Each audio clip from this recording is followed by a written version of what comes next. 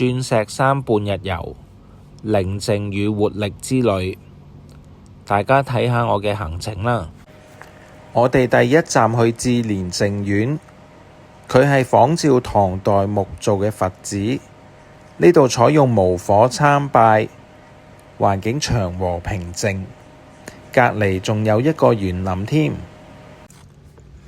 第二站就係南蓮園池，佢起喺至蓮淨苑隔離，過條橋就可以過嚟啦。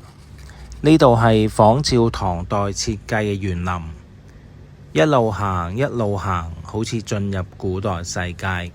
呢度嘅樹木、花草、水池都好靚㗎，周圍仲有好多古雅建築物，大家嚟到一定要細心欣賞。呢度最啱大家散步觀景、影相打卡，鬧市靜土，令人身心舒暢。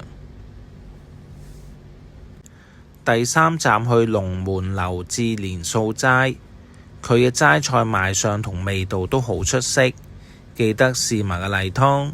餐廳環境好靚，有瀑布同水車，記得影埋相先走。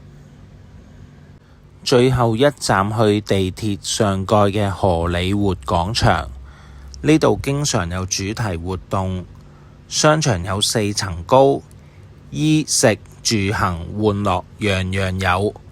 我去嗰日，Pizza Hut仲有 One Piece 主題添，身為粉絲一定要去幫襯啦，睇下卓樂幾型。半日行程輕鬆又充實。